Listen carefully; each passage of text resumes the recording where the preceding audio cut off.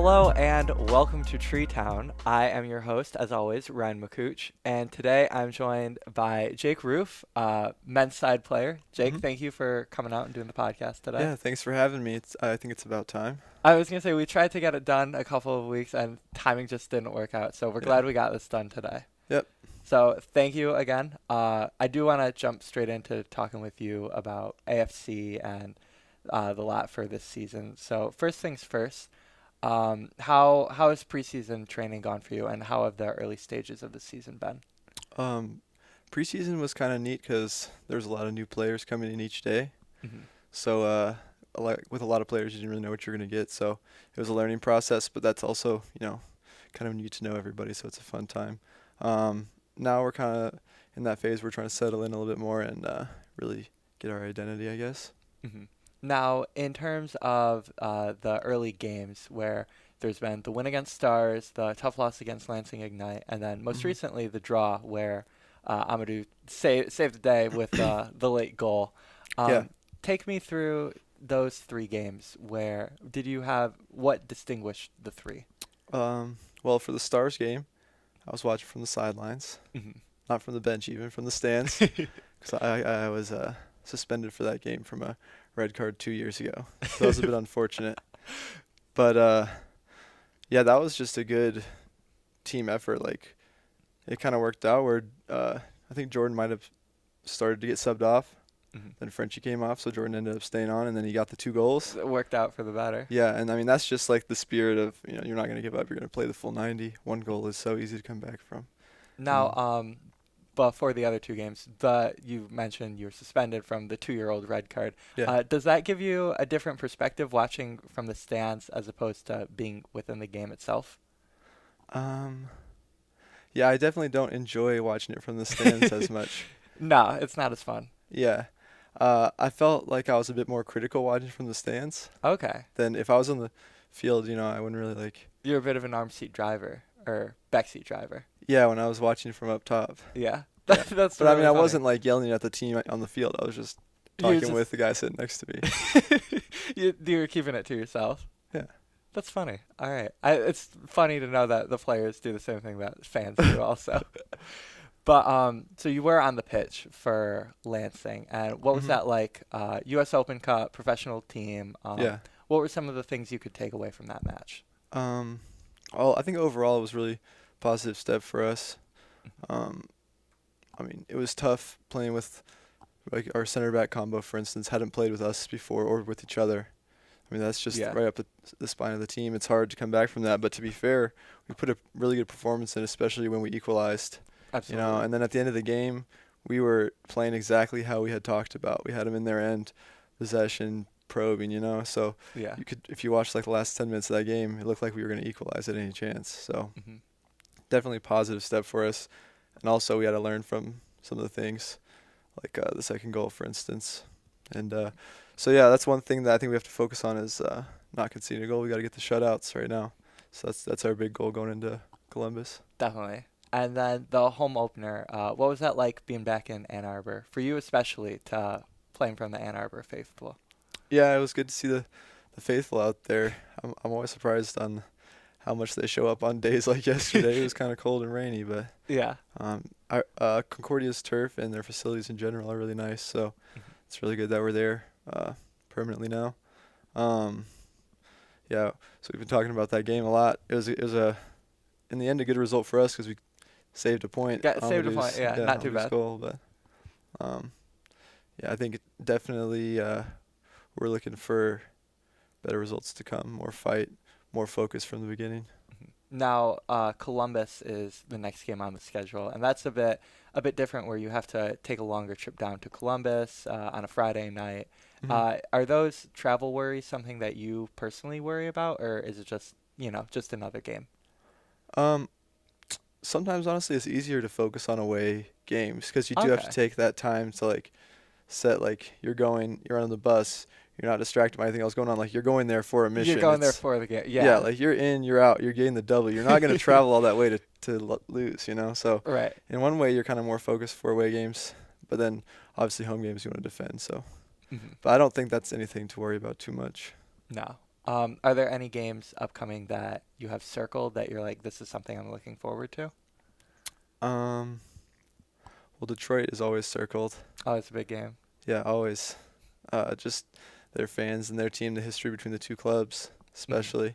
And after yesterday's result, I think I'm probably circling Kalamazoo again. Yeah. Because, I mean, I think they felt like they should have won the game, but we definitely feel like we should have won the game. And so we'll see next time we play who was right, you know? Round 2, exactly. Yeah. It's always fun when you have two teams that might feel hard done by a draw and hoping for the 3 points. So that'll be fun. That'll be a nice trip back to Kalamazoo. And speaking of Kalamazoo, you are a recent graduate from Western Michigan University. Correct. Take me through how you ended up at Western, because you're from Huntsville. You're wearing the Huntsville shirt. Yes. Shout out Huntsville.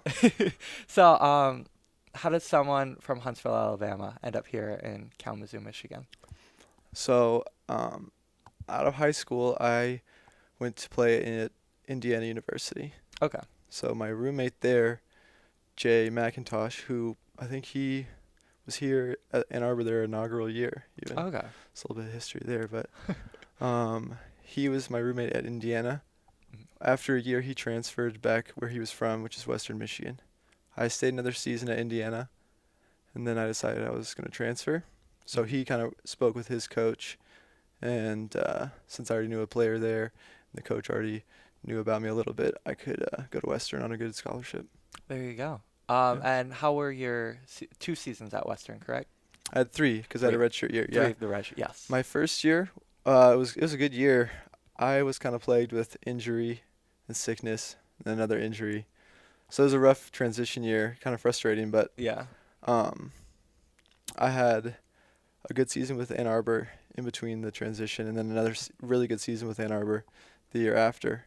So going into that second season with Western, I felt like I was kind of at the top of my game. And that was by far our best season. The program's best season in history. We went to the Sweet 16. Yeah. Yeah, so, I mean, that season especially something I'll remember. That's incredible. Are there any moments from that season for you personally that stick out in your mind? Well, this might not be a good thing to say now where we are and a lot of Michigan fans here, but that kind of, when we beat Michigan at home that season, it was the first of a really hard 5-game stretch. Okay. And that kind of started off our fuel, and we ended up winning a lot of those games. It set the tone for you. So it was like a kind of a swing point for our season. That's all right. I mean, that Kalamazoo beating Ann Arbor team. Yeah. Hopefully that's the only instance where it'll happen. Yeah. But that's very funny. That's a nice memory too, because especially with Western and Michigan, both two pretty talented soccer teams in their own right. Take me through that. You played in the NCAA tournament as well. How do those sorts of games compare to, say, an NPSL playoff game or just a big game in the NPSL in general? That's a good question. I think obviously the college season's like really fast. A lot of games, training every day. It feels longer, especially with school, than the summer season. Yeah. So like when you're getting down to the end, like like everything's on the line. Like this is it.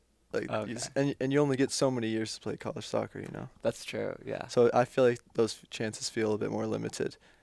And there's 208 teams in the Division 1, I think, or something like that. Yeah. So when you are one of the last 16 teams, say, like, that's kind of big. It's a big deal, right? Yeah. So in the NPSL, like, if you're going to the national finals, I can see how, like, that's correlation. You know what I mean? But like regional playoffs aren't a small deal by any means. Right. Not to say that's like a smaller game, right? Yeah. So in terms of NPSL versus collegiate, do you have a favorite big game that you might have played in within? How many? I should ask. How many NCAA tournaments did you appear in with Western? Just the one. Just the one. Okay. Yeah, and we had a bye the first round. Okay. Won the second round, and then lost in the Sweet 16. Okay. So 3 games. Well, 2 games, but then a bye. So, who do you remember who you guys played in that game? Yeah. Well, which game? Sweet 16? Yeah. Our both. We played Albany in the second round, and then Michigan State. Okay. Do any moments from those games stand out for you? Well, when we beat Albany, it was like a historic win. So that one definitely stood out. My parents were there at the game. Okay. So that was kind of special. And at the end of that game, there was a big fight, like a brawl.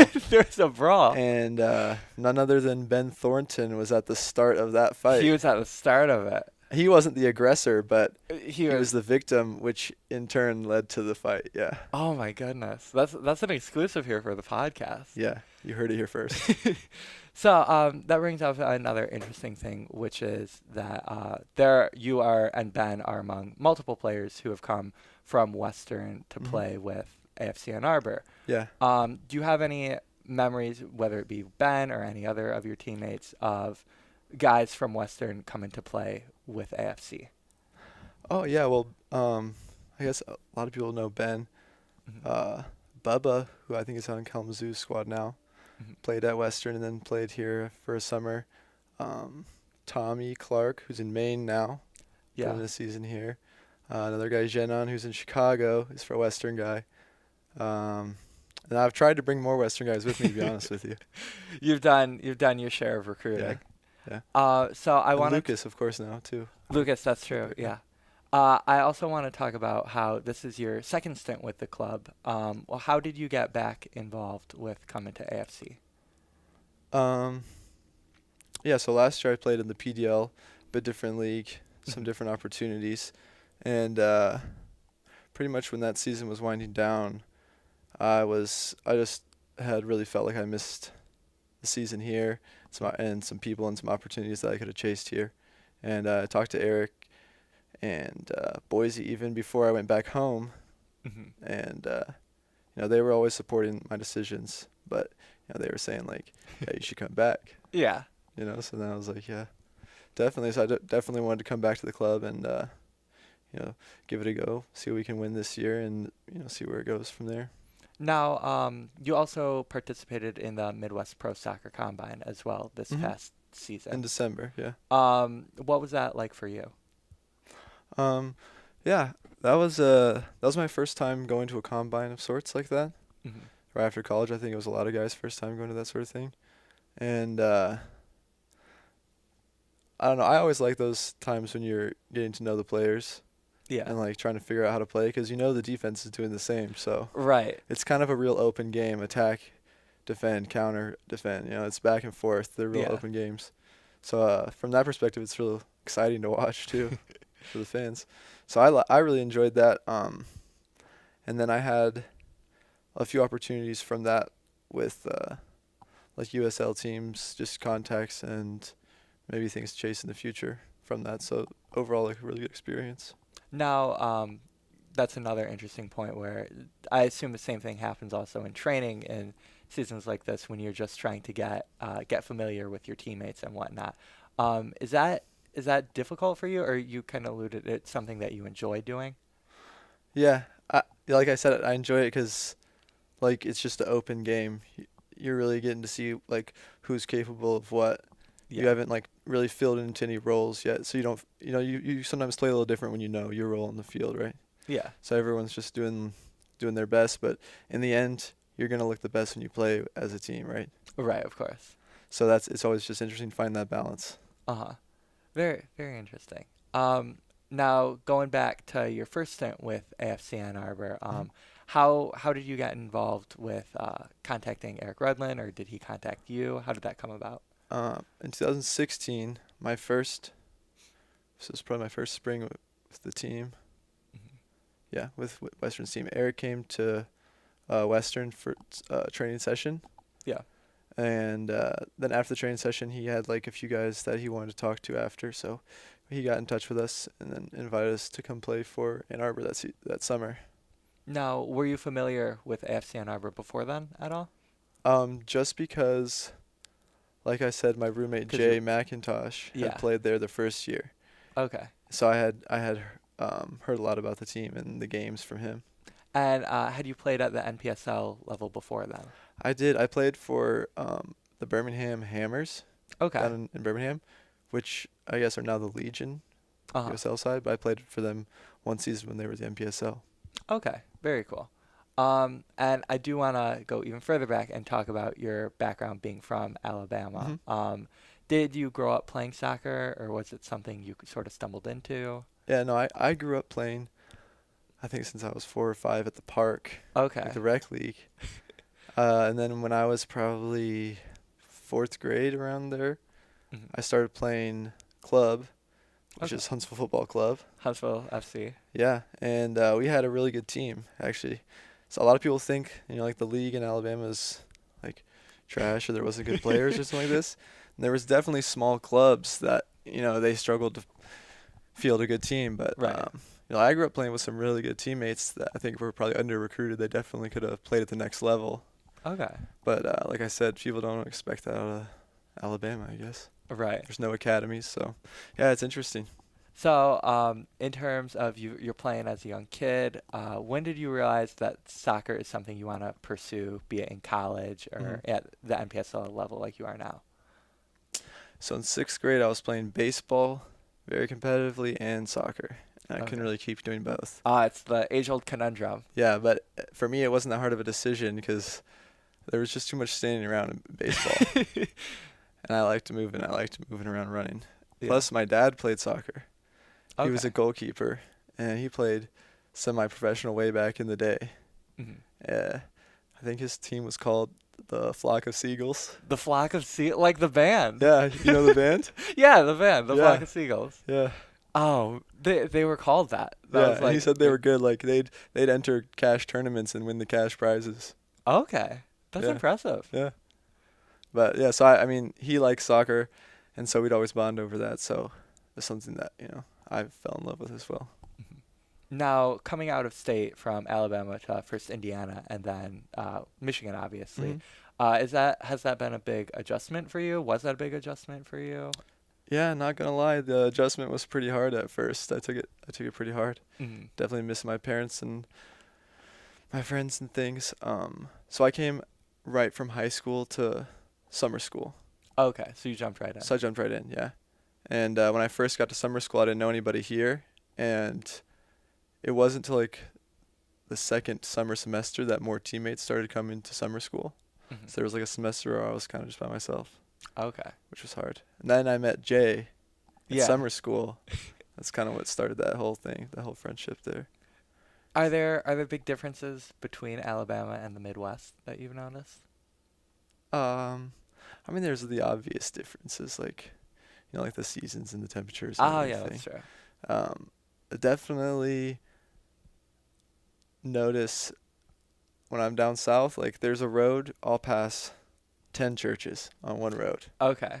And I definitely see churches around here. I'm not trying to say anything bad, but yeah, I haven't driven down a street and just seen 10 churches in a row. That's something I haven't seen anywhere else. That's just an example. Only in Alabama. Yeah. South in general, honestly. Are there like slang differences? Like, do you have to get used to the Midwest slang and then come back down to Alabama? There's a few times where I went home and I didn't know what. There was like one word I was like, I'm not familiar with that one. I had to like stop and be like, what? But no, I mean, and people say I don't have a Southern accent, which I agree. Most of the time I don't. But there's like 2 types of Southern accents that you kind of have to get used to hearing. And like one's real slow and like, real Southern. And then, and then there's like a real fast one. It's more of a mumble. Okay. Yeah. So originally I lived in Tony, Alabama. Okay. And the mumble was like real strong around there. Okay. So that's like a real small town, kind of close to Huntsville, but that's where I first grew up. Now, does your accent, like your traditional Southern accent, the stereotypical one, I guess, does that come out for you at all with like? No, I've never had it. My parents, neither of my parents have it. Okay. Yeah, but when my sister was really little, and we were living in Tony, and she was going to the school systems there. Yeah. She started having an accent. She started having an accent. Yeah. Okay. And we love Tony. There's nothing wrong with Tony, just because people have a Southern accent. Yeah. But it was just funny. Like she would come home and then she would have a Southern accent, and then none of you guys would. Yeah. That's so interesting. That's really funny though. What I asked this to all the international players, but I think it's interesting to ask someone else in the States. Is there anything from Alabama that you don't have in Michigan that you miss? Or any aspects about it in general? I'd say the food is pretty different. The food? Yeah, I noticed it especially on Thanksgiving. Oh, okay. And I had some great Thanksgiving food when I went to my roommate Tommy Clark's house for Thanksgiving in Indiana. Yeah. And it was great food, but it was like I was wondering where some of the stuff was. You know, I was like, what are like some of the differences? Like I can just remember a lot of sweet potatoes on Thanksgiving, sweet potato casserole, Okay. Yeah. and that sort of thing, and like, I mean, I'm trying to think now what she had. I don't want to say she didn't have something when she had it. I gotta show her some respect. This is Thanksgiving meal. I can't disrespect Thanksgiving meal here. No. So now you're putting me on the spot. But that's a good example with sweet potatoes. There was no sweet potato casserole there. You mentioned cornbread too. That they have good cornbread down south. Yeah, they didn't have cornbread. That's one thing. My friend's grandma used to always make like, what is it? Skillet cooked cornbread for us. Oh man. Yeah, that was the best. That I'm pretty jealous of that. I'm not gonna lie. That was pretty good. Also, in terms of this season, you are living with some of the guys, correct? Yep. What's that like in general? Well, first and foremost, who's the cast of guys that you're living with? That's a great question. We're getting into some good stuff here now. We got there's one room that's 3 mattresses at the moment. Okay, so we're sorting all that out, but it's at the moment. Okay. That's what the situation is exactly. So in there we got Will, SK, Jared, Doss, okay, and Steven Turnbull. Okay. Then we got Jordan, right, Frenchie, and Vaughn. Okay, so those are 2 rooms. No. Oh, those are all the rooms. Room? Oh, it's all. I was just starting. I was just kind of organizing my mind, so I didn't forget anybody. Okay. Sorry. Okay. So who's all rooming together then? Will, Steven, and Jared are all in the same. It's all room in the same at the room. moment. Okay. Yeah. And so there's 7 of you guys. Is there like sometimes I just go in there and hang out. Okay. Because it's kind of a cool room now. Because it's got 2 mattresses, like all right, but 3 mattresses is kind of cool. It's like a giant mega bed, but it's 3 different levels. Okay. So it's all good. It's like weird bunk beds, sort of. I don't know. Or if they were all the same level in one room, I think that'd be a little weird. Like different height levels is good. All right, fair enough. Yeah. In terms of like responsibilities and stuff, do like different guys do the cooking for all of you, or is it free for all? People mainly just take turns to cook for themselves. Okay. I think I've established myself as one of the top tier. Oh, you're in the top tier of cooks. Definitely, yeah. I'm gonna put you on the spot here. Who else is in that top tier of cooking? Well, I would be remiss if I didn't mention Frenchie. Okay, Frenchie. I think he could be allowed in the top tier. Okay. And if the other guys belong in the top tier, they haven't showed it yet. That's all I'll say. Those might be some fighting words. I'm not saying they don't have the talent. I'm just saying I have yet to see it. Speaking of fighting words, I hear that there are video game rivalries also in your house. Yep. What are some of the big games that guys play? FIFA stirs the pot a little bit. Makes sense. Yeah. Let's see. Fortnite, we usually play together. Oh, you guys do team But Fortnite. it instills rage in all of us a little bit. Oh, of course. We're competitive guys, but it's all fun. But yeah.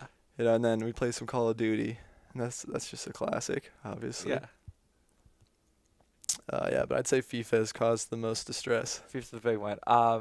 Who are the best FIFA players in the house? You mentioned your forte is more of Fortnite and Apex, you said, but yeah. Who are the top FIFA players? It's a pretty good rivalry. I wouldn't say one person stands out over the other. Okay, so it's pretty even around. Yeah, it's a good league we've got going on. Okay. Yeah. And you mentioned that you like doing the teams. Yeah, that evens it out. Usually? So that's what I'm saying. Anyone can lose and win on a day because you can get a 4-star team and you're playing against, Manchester City or a Bayern Munich or something, and you're in a little bit of trouble there. Yeah, you're not. It's not a for sure loss, but you're in a little bit of trouble. All right, you gotta hope the FIFA guys are kind to you, right? Yeah, and they're usually not. They're usually not. No. So in terms of this season and the team camaraderie that you have, when you're with AFC, do you feel it change from season to season? Just being the nature, NPSL teams, you have generally rotating cast of guys. Yeah, yeah. There's been different individuals each year, but we've maintained a good core group too. So I don't think the camaraderie aspect really changes that much. Okay. I feel like we've been pretty similarly close with everyone in the past. But I think I've been here with Frenchie and Vonnie for 3 years now. Yeah. So it's easy just to see a familiar face too. Mm-hmm. Now, this I'm curious about. How do housing rooming aspects come about? Like, how do you know who you're living with? Or is it just you're kind of told, okay, you're living with them? No, it's kind of whenever you get here. So okay. Since I was finishing school, I didn't have to be anywhere. I got here early. Okay. So I got a room. Yeah. Then there's these guys that have to finish school like towards the end of April, even into May sometimes. They get in late, and they've got to kind of sort out what they're getting to. Oh man. But I mean, nobody gets stitched up too bad. Right. Like we all sort it out, and it just takes like a few weeks before people settle in. So. You being here early, did that mean you got like first pick of the room? Like you made sure that you'd get like a nice room? No, I didn't have first pick. I was sharing a room with for a few days. Okay. Yeah, no. No, you I did my time. You did your time. Yeah. Talking about the city of Ann Arbor in general. You've been here now. This will be your third summer. Do you have favorite things to do in Ann Arbor? Are you just like kind of lay low? No, I really like the town. I like going to the Arboretum. Is that what it's called? The Arb. Yeah, I like going there a lot. Just hanging out? Yeah, or like sometimes after games we'll like wade out into the water and it's super cold and it feels really good on your legs. Yeah. And you like just float around in there for a little bit. But I just like walking around. Like back home I live right on the base of like a mountain. Okay. So I'm always up on the mountain and hiking and everything, so it's kind of nice to just go out in the arbs. So you're a big outdoors guy? Mm-hmm. Yeah. Hiking and stuff in general, you said? Yeah. Is that something that you picked up just because nature of where you were living? Or like, have you continued to develop that too? No, just because where we were living, but I would like go out. I would spend all summer hiking around, finding stuff. And North Alabama has a lot of caves. Okay. So you're a cave explorer it's like too. famous for having like these huge underground connected cave systems. Yeah. And I found some of them just when I was hiking. Okay. And I mean, I have a cool cave story if we have time for it. Absolutely. What is your cool cave story? So, me and 3 of my friends, actually no, it was me when I found it, but I brought them back with me. Okay. And I didn't know how deep it was. It was just a hole like in the ground, like these rocks were gathered around it. It was just a hole. It was straight down. So wait, you see it and you're like, there's a hole in the ground. Did you explore it by yourself first? I couldn't see the bottom. Oh, you could. I could like kind of hear the echo and stuff. Okay. So I'm like, there's definitely a cave right here. Okay. So I remember where it is. I go get my homies. We go back. We take we snap a glow stick, right? Yeah. Drop it down. It's like 30 feet down. 30 feet. Okay. And then we can see stuff in there. So we're like, oh, that's cool. So we tie a rope to the tree. How big is this hole? I mean, I could fit it in it pretty easy. Okay. It was like probably the size of that. Okay. Yeah. He's pointing at the. But there was like rocks all around it, so it was like kind of hard to see. Okay. Yeah. So we tie a rope to a tree. We descend 3 of us down into it. Okay. 3 of you. And so I told the other kid he had to stay at the top. Yeah. Makes sense. Yeah. He was the weakest of us all. Okay. No, he. I hope he sees this. You're calling him. Do you want to give him a name? You can call him out personally. Well, he's been telling me he's been hitting the gym big time lately. Okay. He's been telling me that he's hit. So I'm not gonna call him out because I think that might have been beefing up a little bit. Okay. You know who you are, Jake. He knows who he is. High school version of him, maybe a little suspect pulling up on the rope. But no, the worst part is I call him the weakest, but we went down and then we couldn't get back out. Okay, so you were stuck in a cave. Yeah, because the rope was pretty bad. So like when you pulled on it, it stretched. Oh. So like as you're climbing up, it was just stretching towards you. Oh, that's not good. Right, so there's 3 of us stuck in. All right, so the cave opens up like a funnel. So it's like really open at the bottom. Okay. And then in the corner there's another hole. Okay. And that one goes down super super far. Couldn't see the bottom of it. Okay. And there was like a ring drilled into the wall there. drilled into the cave wall. Yeah, so like Oh, we were not the first people that no, had been here. people haven't explored this before. But it was not marked or anything, so I'm like, there could be somebody down there for all I know. No, I don't think so. But so anyway, we send the other kid back to my house to get my parents. He comes back up. Okay. And my dad brings a rope, and he's a smart guy. Yeah. Does like a pulley system around a secondary tree. Okay. Pulls us out one by one. Yeah. So that was a couple hours we were stuck in the cave. Was there anything cool in the cave? Not really. There were some bats. Okay. That's cool. That is tight. Maybe one day, if I have the correct gear, I'll go down the second hole. Oh, and you can explore that one. Yeah. That'd be interesting. Yeah. It could get you on like a But if I get follow-up. stuck in that one. Ooh, who knows what'll happen there. That you might need a longer rope. Yeah. And a new rope. Not one that stretches. one that's a bit stretchier. Yeah. So you obviously spend a lot of time outdoors. In the Arb, caving, and whatnot. Do you have any favorite like restaurants or like indoor activities here in Ann Arbor? Yeah, so we went to the jazz club a few weeks ago. The jazz club? I felt really classy doing that. I think it was Will's idea. Okay. But that was really cool, the Blue Llama downtown. Yeah. Yeah, there's like lots of little spots like that. Or we'll go play pool. There's like the underground spot where you can play pool. Yeah. I can't think of the name. I don't know that, but I do know what you're talking about, yeah. Yeah. So, I mean, we just do kind of fun stuff. There's a lot of stuff to do around town like that. And I love when the art fair comes. Oh, okay, you're a big art fair guy. Yeah. Just wandering around the art fair. fair. Yeah. Right? I don't have the funds to buy that kind of stuff right now, but I'm getting there. Yeah. But yeah, I like just looking at everyone's work. Uh-huh. So, downtown Ann Arbor, you're definitely a big fan of just hanging out, walking around. Yeah. Very cool. Yeah. That's one of the things that I think lots of players enjoy is like you're dropped into the city of Ann Arbor and there is so much to do, and especially here in the summer when the students aren't here, it's like you have free reign of the whole place. Yeah. But there's enough students that there's like people our age that are doing stuff. Yeah, exactly. Like it's funny for me too, because I'll walk to class and I'll see no one by my apartment, but then I'll get to class and it'll be like a 20-person class, and I'm like, okay, so I'm not alone here. Yeah, no.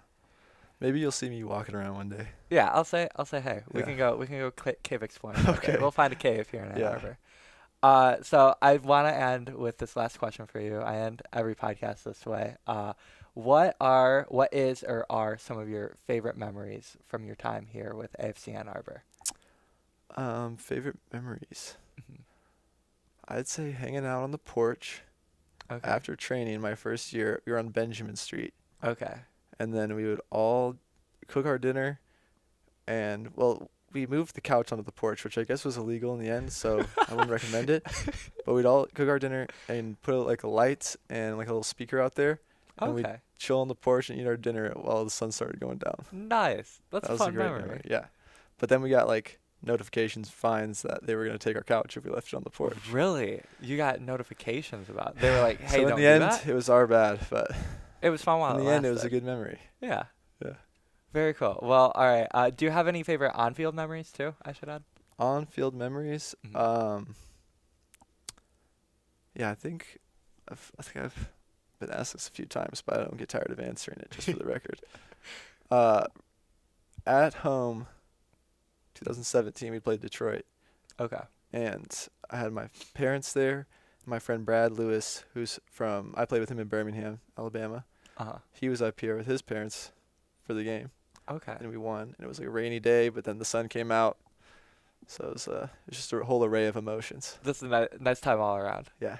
Very cool. Well, all right, Jake, thank you very much for coming out. I enjoyed learning about your caving experiences. Yeah, I didn't know that about you. Yeah. And thank you, everyone, for watching. As always, follow us on Twitter at AFC Ann Arbor, and stay tuned to afcannarbor.com for any news to do with the club. Until next time, I'm Ryan McCooch. Thanks for watching.